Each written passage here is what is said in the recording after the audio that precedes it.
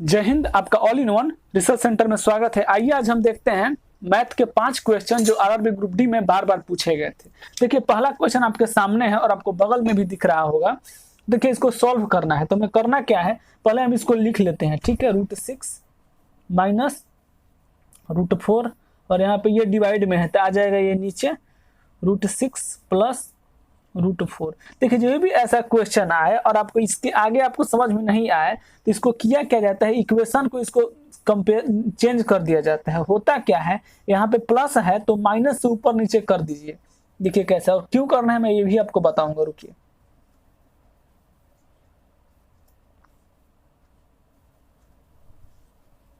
देखिए यहाँ पे केवल सिंपल यहाँ प्लस था माइनस कर दिए हैं, बाकी सब सेम कर देते हैं। और ये 9th में भी था और 11th में भी था। ठीक है, अब देखिए इसको क्या फायदा हुआ ऐसे करने से, क्योंकि मानिए अगर 2 और 2 है तो ये 2 2 कट जाएगा तो क्या माना जाएगा, 1 आएगा। 1 से गुना करिएगा तो कोई फर्क नहीं पड़ने वाला है। तो वैसे ही ये और ये दोनों ऊपर नीचे सेम है तो ये कट जाएगा तो 1 आएगा। तो 1 से करने पे कोई दिक्कत नहीं है। ठीक है, तो इसको अब हम आगे करते हैं। देखिए ये हो गया। अब देखिए इसमें करना क्या है हमको, यहाँ तक तो क्लियर है। अब इसके बाद ध्यान से देखिए ये वाला 2 बार हो जा रहा है, यानी यहाँ पे आप √6 माइनस √4 इसको हम सीधे स्क्वायर दे सकते हैं, क्योंकि अगर मान लीजिए 2 के ऊपर स्क्वायर देते हैं इसका मतलब होता है 2 × 2। ठीक है, इसी तरह से ये 2 बार है इसलिए इसको हम स्क्वायर में कर लिए। अब नीचे वाला का जो बात आता है तो यहाँ पे देखिए, यहाँ पे एक फॉर्मूला आपको नजर आ रहा होगा, बताते हैं कैसे। देखिए आपको अगर नहीं a² माइनस b², इसका फॉर्मूला होता है a plus B bracket a minus B. अगर आपको ये नहीं याद है तो आप इसको याद कर लीजिए, ये फॉर्मूला होता है। तो ध्यान से देखिए, इसको आप a मानिए, इसको आप b मानिए, तो a प्लस बी आ गया और फिर ये a हो गया और ये आपको b हो गया।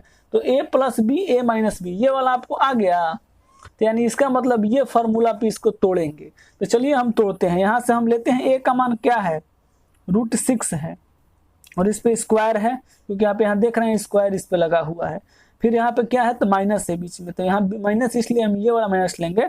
और इसके बाद फिर b का मान क्या है 4 है, इसको फिर हम स्क्वायर करेंगे। ठीक है, तो देखिए स्क्वायर स्क्वायर ये कट जाएगा, ये भी कट जाएगा। देखिए यहाँ पे नियम आपको बताते हैं, और कोई भी अंक अगर रूट में है ना और इस पे जैसे ही स्क्वायर चढ़ेगा तो स्क्वायर और रूट कट जाता है, तो कटेगा तो बाहर केवल वही अंक आ जाता है। तो वही मैं यहाँ पे किया हूँ। यहाँ पे जो √4 था और इसके ऊपर स्क्वायर आया था, रूट और स्क्वायर कट गया। देखिए यहाँ पे मैं आपको करके बताया। तो देखिए ये यहाँ से क्लियर हो गया। अब हम इसको आगे देखते हैं। यहाँ पे आगे क्या होगा, यहाँ पे आगे हम लोग का निकलेगा √6 माइनस √4 का यहाँ पे होल स्क्वायर है ऊपर में, और नीचे में क्या है तो यहाँ पे 6 बचा और यहाँ पे 4 बचा, क्योंकि मैं अभी बताया कि वही अंक निकल जाता है। तो 6 माइनस 4। ठीक है, अब इसको हम आगे करते हैं। थोड़ा मैं इधर मिटाता हूँ इसको, हाँ इसको भी मैं मिटा देता हूँ। देखिए ये हो गया। अब हम इसको ऊपर देखते हैं। ठीक है, अब देखिए ये जो होता है ध्यान से इसको देखिएगा, यहाँ पे 2 फॉर्मूला आता है। मैं दोनों को पहले एक को लिखता हूँ जिसका जरूरत है, a माइनस बी के होल स्क्वायर, आप इसको पढ़े होंगे। और एक होता है a प्लस बी के होल स्क्वायर। ये दोनों फॉर्मूला बार बार ग्रुप डी के जो क्वेश्चन, बार बार ग्रुप डी क्या कोई भी एग्जाम में अधिकांशतः में यह आता है। देखिए इसका फॉर्मूला क्या होता है, a² plus b² plus 2ab। ठीक है, और इस वाले जो माइनस है इसमें भी होता है a² plus b² minus 2ab। देखिए कहने का मतलब ये यहाँ तक दोनों सेम रहते हैं, केवल ये माइनस है इसलिए यहाँ पर आ जाता है माइनस, और ये प्लस है इसलिए ये आ जाता है प्लस। बाकी जो यहाँ तक का बात करें तो ये दोनों सेम रहता है। अभी आपको जरूरत केवल इस एक ही फॉर्मूला का है, लेकिन मैं दोनों बता दी क्योंकि दोनों जो है एक जैसे ही हैं, और इन्हें आप दोनों को बिल्कुल आराम से जब आमना सामने करिएगा तो बिल्कुल आपको आराम से याद हो जाएगा। तो चलिए हम अभी इस फॉर्मूला पे इसको तोड़ते हैं। तो यहाँ पे लिखा हुआ है √6 माइनस √4 स्क्वायर। तो इसको हम इस फॉर्मूला पे तोड़ते हैं। ठीक है, इस फॉर्मूला को आप नोट कर लीजिए, मैं इसको थोड़ा मिटाऊंगा अभी। ठीक है, अब चलिए बिना मिटाए मैं देखता हूँ। तो देखिए यहाँ पे क्या कह रहा है, यहाँ पे a² प्लस b²। तो a का मान क्या दिया हुआ है, a का मान है आपको, a का मान क्या है तो √6 है, b का मान क्या है तो आपको √b है, √4 है। तो a², तो यानी आपको √6 का स्क्वायर करना है प्लस b², b² का मान क्या है तो √4, इसका भी स्क्वायर करना है, माइनस यहाँ पे देखिए माइनस 2ab, तो 2 और a का मान क्या है, तो √6 इंटू और रूट, यहाँ पे √4 होगा ना,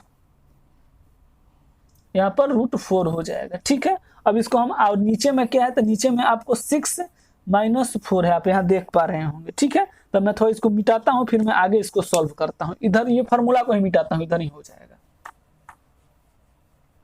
देखिए अब इसको क्या करना है, अभी मैं आपको बताया कि कोई भी अंक, मानिए सपोज दैट 4 अगर रूट में है और स्क्वायर चढ़ेगा तो ये रूट और स्क्वायर कट जाएगा और ये अंक खुद अपने आप में आएगा। तो देखिए यहाँ पर भी देखिए फिर वैसे ही आया है, रूट और स्क्वायर कट गया और ये भी ये कट गया, यानी यहाँ पर आपको निकलेगा 6 + 4 - 2। और देखिए यहाँ पे ये दोनों रूट में है तो ये गुना हो जाएगा, कोई दिक्कत नहीं है। एक रूट में होता है, एक रूट में नहीं होता तो भी गुना हो जाता है, गुना कभी भी हो जाता है, लेकिन प्लस माइनस नहीं होता है। प्लस माइनस के लिए जैसे देखिए, प्लस करने के लिए अगर √6 है और √4 है तो ये हो जाएगा, लेकिन अगर यही एक √6 है और केवल एक 4 है तो ये प्लस नहीं होगा। ठीक है, तो इसको आप ध्यान रखिएगा। तो देखिए अब करना क्या है हमको, तो इसको यहाँ पे 2 लिखे हैं इंटू, इसको गुना कर देंगे, 6 चौक क्या, 6 के 5 4 पढ़िएगा तो 6 चौक 24, यानी √24 आएगा। ठीक है, और नीचे में क्या है, तो 6 में से 4 जाएगा तो क्या बचेगा, 2 बचेगा। अब इसको देखिए आगे इसको कैसे सॉल्व करना है। देखिए इसको अब आगे कैसे सॉल्व करना है, तो इसको 6 और 4 10 जोड़ लीजिएगा और -2 और यहाँ पे रूट, यहाँ पे कुछ नहीं है यानी गुना का चिन्ह है। ठीक है, और यहाँ पे नीचे में 2 है। अब देखिए इसमें कुछ कॉमन ऐसा ले सकते हैं, इसमें तो बिल्कुल, इसमें भी 2 कॉमन आ जाएगा, इसमें भी आ जाएगा। देखिए कैसे आएगा, यहाँ पे मानिए मैं 2 कॉमन ले लिया तो 2 × 5 = 10, 2 के पढ़ा 5 10 कितना बार में आएगा, 5 बार में आएगा। अब माइनस यहाँ पे 2 निकल गया बाहर, तो यहाँ पे क्या बचा, √24 और ये ब्रैकेट बंद और ये 2 नीचे 2 है तो 2 और 2 कट गया। जो आपका जो आंसर हो जाएगा वो आपका 5 - √24 आपका राइट आंसर हो जाएगा। ये आपको जो ऑप्शन में बात करें, इसका जो ऑप्शन है वो आपका ऑप्शन डी आपका राइट आंसर हो जाएगा। आइए हम चलते हैं आगे। देखिए इस क्वेश्चन में आपको क्या करना है, यहाँ पे बोल रहा है ए की वर्तमान आयु 56 वर्ष है। तो देखिए जो भी ऐसा क्वेश्चन आए तो आप पहले ऐसे लिख लीजिएगा एज वाला, पहले ये एज का क्वेश्चन है। ठीक है, वर्तमान और इधर हो जाएगा आपको बाद, हो गया। देखिए क्या कह रहा है, ए की वर्तमान आयु 56 है तो हम यहाँ पे ए का लिख दिए 56 है। ठीक है, 4 वर्ष बाद, तो यहाँ पे आएगा 4 वर्ष बाद ए और बी का आयु, तो ए और बी का जो अनुपात दे रहा है कितना दे रहा है, 6 और 7 दे रहा है, होगा तो अनुपात में होगा बी की वर्तमान आयु क्या होगी। तो देखिए बोल रहा है बी का, तो हम पहले एक काम करते हैं, मेरे पास ए का है तो इसको हम 4 वर्ष बाद लेके चलते हैं ए को, तो 4 वर्ष बाद जाएगा तो ए का जो आयु हो जाएगा वो आपको इसमें 4 जुट जाएगा, 4 इसमें जोड़िएगा तो ये आपको 60 हो जाएगा, यानी ए का जो आयु हो जाएगा 4 वर्ष बाद 60 होगा। और यहाँ पे देख रहे हैं अनुपात में 6 दे रहा है, हम यहाँ पे दोनों में x लगा देते हैं क्योंकि आपको पता होगा कोई भी अगर अंक है, मानिए यहाँ पे 6 और 7 है, इसमें हम दोनों में 2 से भी गुना करिए मान लीजिए, तो 2 कट जाएगा, फिर से वही अंक रह जाएगा। तो आप 2 4 x y कुछ भी रखिए कोई मतलब नहीं, लेकिन हाँ दोनों सेम होना चाहिए। अगर इधर x इधर y रख रहे हैं तो इधर भी y रखिए क्योंकि बाद में कटना चाहिए। ये नहीं होना चाहिए कि एक तरफ x और एक तरफ y, तो ये गलत हो जाएगा। ठीक है, तो देखिए इसमें क्या करना है, ये हम यहाँ पे x ले लिए, तो देखिए अब यहाँ पे ध्यान दीजिए a का मान दे रहा है 6x अनुपात में और यहाँ पे एज बता रहा है हम लोग को 60, इसको हम काटेंगे तो 10, यानी जो एक x का जो मान आ गया वो आपको 10 आ गया। तो क्या हमसे पूछ रहा है b की वर्तमान आयु, तो हम पहले निकाल लेते हैं कि b का 4 वर्ष बाद का आयु क्या है, तो आपको पता है 7x है। ठीक है, तो 7x लिख लिए, 7 और x का मान कितना है 10, यानी जो b का जो 4 वर्ष बाद का आयु है वो 70 है। तो बात आ रहा है कि वर्तमान में क्या होगा, यानी वर्तमान में बोले तो अगर कोई बोलेगा कि आपका उम्र अभी 20 साल है, 4 वर्ष पहले आपका उम्र कितना था, तो क्या करिएगा 4 घटा दीजिएगा उसमें से, तो इसमें से भी हम 70 में से हम लोग क्या करेंगे तो 4 को घटा देंगे, तो कितना बचेगा, तो 6 इधर भी 6, यानी 66 वर्ष जो है उसका वर्तमान आयु हो जाएगा। ठीक है, तो ये आपका जो आंसर है वो आपका ऑप्शन सी जो है आपका राइट आंसर हो जाएगा। आइए हम चलते हैं नेक्स्ट क्वेश्चन पर। देखिए इस क्वेश्चन में कह रहा है व्युत्क्रमानुपाती बताने के लिए। देखिए व्युत्क्रमानुपाती का अगर हम मतलब समझें तो ठेठ भाषा में हम बोले तो इसका अपोजिट होता है, लेकिन अगर आपका क्वेश्चन ये है कि इसका मतलब जो इंग्लिश वाला क्वेश्चन होगा उसमें तो लिखा होगा अपोजिट, तो आप इंग्लिश में देख लेंगे, लेकिन कुछ ऐसा नहीं है। इंग्लिश में जो है इसको रेसिप्रोकल लिखता है। ठीक है, तो यानी जिसको पता होगा बिल्कुल कि रेसिप्रोकल का मतलब क्या होता है, वही बच्चे इसको पूरा बता सकते हैं कि रेसिप्रोकल, जिसको पता है कि रेसिप्रोकल का भी मतलब अपोजिट होता है, वही बता सकते हैं इंग्लिश में भी। अगर आप इंग्लिश में भी देखते हैं तो ऐसा नहीं है कि आपको इंग्लिश में अपोजिट लिखा रहेगा, ठीक है। इसलिए इसको आप अगर हिंदी वाले हैं तो आप इसको समझ लीजिए कि व्युत्क्रमानुपाती का मतलब होता है अपोजिट, और अगर वहीं अगर रेसिप्रोकल बोले तो रेसिप्रोकल का मतलब भी होता है अपोजिट। अब इसको तरह से इसको देखिए सॉल्व क्या करना है, इसको सॉल्व करने में कुछ नहीं है। देखिए लिखा हुआ है 2 3/5, इसको आप सॉल्व करिएगा। तो देखिए इसको करने का सॉल्व दो तरीका है। एक तो इसको ये ट्रिक है, इसको गुना कर दीजिए, 5 दूनी 10 और इसको जोड़ दीजिए, कितना हो गया 10 और 3 13, और नीचे में जो है ना वहीं रह जाता है तो 5। अगर आपको ये नहीं पता है तो फिर आपको ये वाला मेथड आपको लगाना पड़ेगा 3/5। यहाँ पे आपको नीचे में 1 लीजिए, फिर आपको एलसीएम लीजिएगा तो 5, और फिर इसको 1 से 5 तो 5 दूनी 10, और फिर यहाँ 5 5 कट गया तो 3 तो कितना हुआ, हाँ तो 3 हो जाएगा, तब हो जाएगा 13/5। तो ये लंबा पद है इसलिए इसको आपको नहीं बनाना है, ठीक है, आपको यूज यही वाला करना है। तो ये आ गया, लेकिन बोल रहा है व्युत्क्रमानुपाती ज्ञात कीजिए यानी अपोजिट, तो इसको आप पलट दीजिए 5/13। तो देख लीजिए आपका ये ऑप्शन किस ऑप्शन में आंसर है, तो ये जो है आपको ऑप्शन ए में आपका आंसर मिल जाएगा, यानी आपका राइट आंसर जो है ऑप्शन ए है। आइए अब हम चलते हैं नेक्स्ट क्वेश्चन पर। देखिए ये जो क्वेश्चन है, ये क्वेश्चन आपको एवरेज का है, ठीक है, और ये क्वेश्चन काफी लेंदी नहीं है, बिल्कुल आसान है। इसका दो तरीका है, एक बेसिक है और एक ट्रिक है। तो हम पहले इसका बेसिक देखेंगे, फिर हम इसका ट्रिक देखेंगे। चलिए हम इसको बनाते हैं, एक्स वाई जेड। देखिए ये बीच में आप प्लस भी दे सकते हैं या फिर आप एरो भी दे सकते हैं, कॉमा भी दे सकते हैं, इससे कोई दिक्कत नहीं है, ठीक है। तो मैं प्लस लेता हूं, इनका औसत दे रहा है 35। देखिए ये बेसिक है, देखिए इसमें क्या करना होता है, 1 2 3, ये औसत हम लोग को दे रहा है, लेकिन हम लोग को जो चाहिए होता है योग।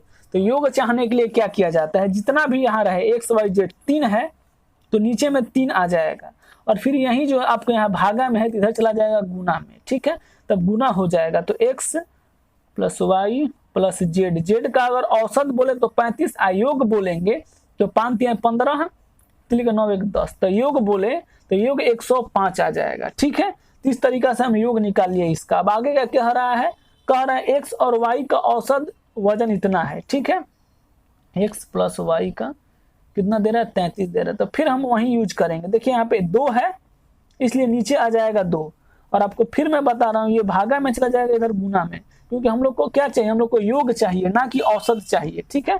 तो एक्स और वाई, एक्स प्लस वाई का मान क्या हो जाएगा, तो जोड़ लीजिए, 3 दूनी 6, 3 दूनी 6 यानी 66 हो जाएगा। फिर हम बात करते हैं वाई प्लस जेड, तो इसका क्या होगा, तो वाई प्लस जेड का 29 है, ये 2 है इसलिए हम नीचे ले लेंगे 2। देखिए फिर मैं बताता हूँ, ये जो है आपको भागा में इधर जाएगा गुना में आ जाएगा, ठीक है, तो गुना होगा तो एक्स और जेड, वाई और जेड का जो योग हो जाएगा 9 दूनी 18 2 दूनी 4 1 5 58, ठीक है। अब देखिए अब हो गया आपका सॉल्व हो गया, अब इसको कुछ करना नहीं है। देखिए क्या करना होता है, इसको जोड़ लीजिए, तो 8 8 4 12 14 के चाहत में लगा 1, 5 6 11, 5 6 11 ना, 11 और 1 12 हो जाएगा, ठीक है। और यहाँ पे तीनों का कितना दिया हुआ है 105, जिसको आप घटा दीजिए, तो 12 13 14 में से 5 5 जाएगा, कितना बचेगा 9, और यहाँ पे 1 और ये कट जाएगा, यानी 19 आपका राइट आंसर हो जाएगा। ये तो हो गया बेसिक। अब हम बात करते हैं इसके ट्रिक का, ठीक है। तो देखिए ट्रिक में क्या करना है, सिंपली आपको X plus Y plus Z लेना है। आपको पता है कि ये जो है औसत होता है 35, ये 3 है इसलिए 3 से गुना कर देंगे, ठीक है, यानी 35 × 3 कर देंगे तो कितना होगा, 5 3 15 के पास हाथ में लगा 1, तितली के 9 और 1 10, 105 आ गया। अब फिर देखिए, ठीक है, फिर आपको बताते हैं एक्स वाई वाई जेड। देखिए क्या है, यहाँ पे 3 है एक्स वाई जेड, इसी को ध्यान से देखिए तो 4 बनाया गया है, एक्स एक्स वाई वाई, और देखिए फिर से एक बार वाई को रिपीट कर दिया गया है, वाई और फिर जेड, यानी यही 3 को 4 बनाया गया था। जब भी ऐसा आए और एक ही बार 2 बार रिपीट हो और इसी का अगर मान पूछ रहा है तो कुछ करने की जरूरत नहीं है, आपको सिंपली पहले इन दोनों का अलग अलग मान निकाल लेना है, ठीक है। तो एक्स और वाई का मान आप निकाल लीजिए, तो कितना दिया है यहाँ पे, औसत कितना दे रहा है एक्स और वाई का 33 दे रहा है, और इसको 2 से करिएगा तो 3 3 6, ठीक है। और फिर आपको y प्लस जेड, इसका मान क्या दे रहा है, तो यहाँ पे क्या दे रहा है 29 दे रहा है। तो इसको फिर से आप 2 से करिए क्योंकि 2 है, तो 9 दूनी 18, 2 दूनी 4, 1 5 हो गया। अब इन दोनों का आप जोड़ लीजिए, तो जोड़ लीजिए 8 4 12 14 के हाथ में लगा 1, ठीक है। और 5 8 6 14 होता है, 14 के हाथ में लगा 1 हो गया। और 5 और 6 11 1 12 हो जाएगा, हो गया। और देखिए जो भी ऐसा ये भी आपका क्लियर हो गया। अब देखिए यहाँ पे 3 है, इसी को 4 बनाया है, ठीक है। और y का मान पूछे या किसी का भी मान पूछे, देखिए ऐसे जो पूछता है जो कॉमन होता है उसी का मान पूछता है। इस क्वेश्चन में भी देखिए y का मान पूछ रहा है और y है जो कि 2 बार रिपीट हो रहा है। तो ऐसे केस में आपको करना क्या है, इसमें से ये जो है ना, इसको जो सबसे बड़ा वाला में छोटा वाला घटा देना है। तो आपको 124 में से 105 को घटा देना है। घटाइएगा यहाँ पे तो 14 में से 5 जाएगा तो 9 बचेगा, और यहाँ पे 1 आया और ये कट गया, यानी आपका जो राइट आंसर है 19 हो जाएगा, ठीक है। तो आपको देखिए याद यही रखना है जो भी ऐसा क्वेश्चन आए। और देखिए कि ये 3 है, इसी को 4 कर दिया है, एक अंक को रिपीट करके, और रिपीट जो हो रहा है वही अंक का मान पूछ रहा है। तो सिंपली आप इसको सॉल्व कर दीजिए, गुना कर दीजिएगा जितना है। अगर औसत दिया है तो इसको योग में बदल दीजिएगा गुना करके, और फिर इन दोनों का अलग अलग निकाल लीजिएगा, ठीक है।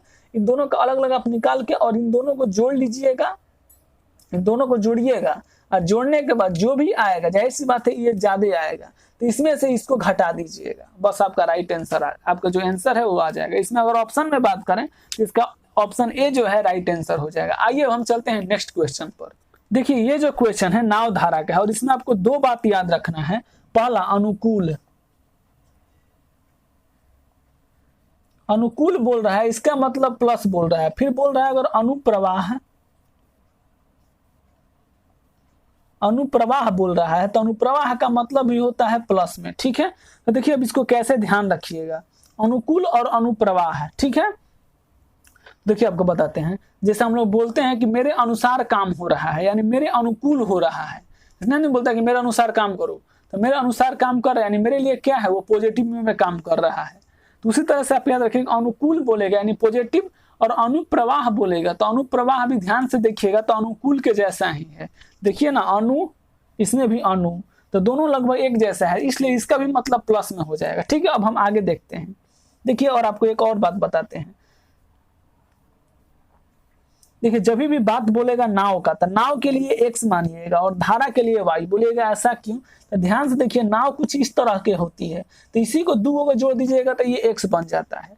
और जो धारा होता है वो टेढ़ा मेढ़ा होता है, देखिए ये भी टेढ़ा मेढ़ा है।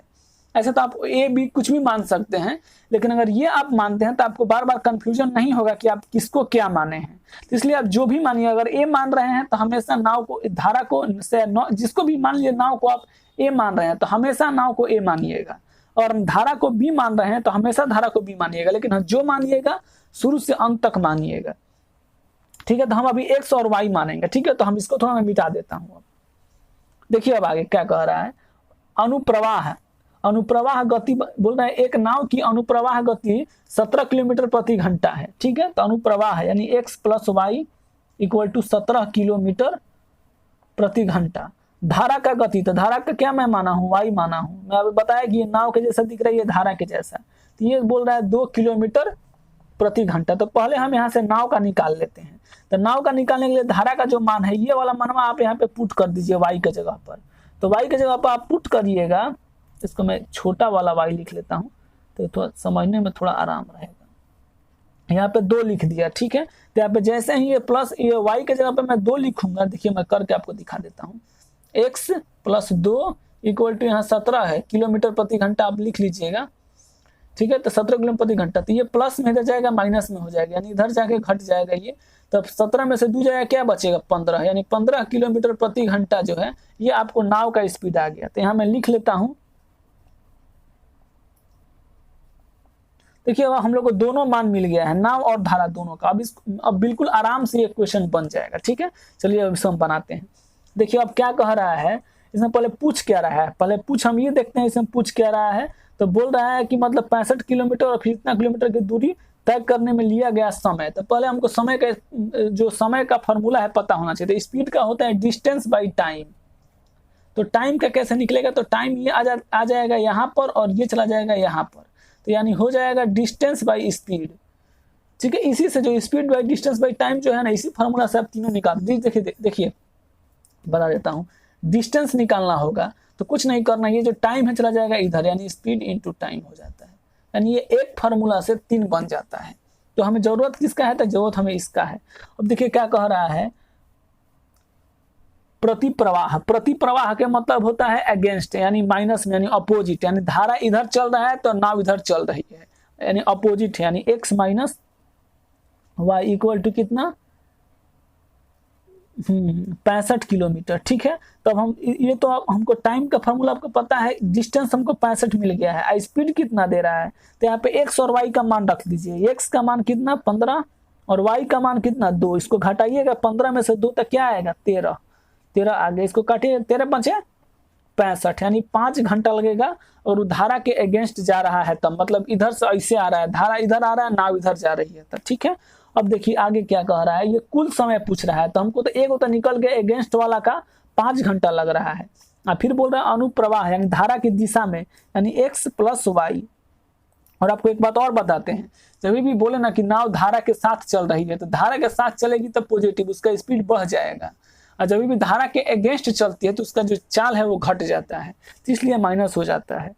तो देखिए यहाँ पे हम इसको डिस्टेंस 117 किलोमीटर दिया हुआ है, और हम इसमें अगर हम टाइम यहाँ पे डिस्टेंस मिल गया, स्पीड कितना, तो x और y का मान रखिए 15 और 2 जुटेगा कितना होगा 17, तो यहाँ पे 17 आ गया, कटेगा तो 10 घंटा लगेगा।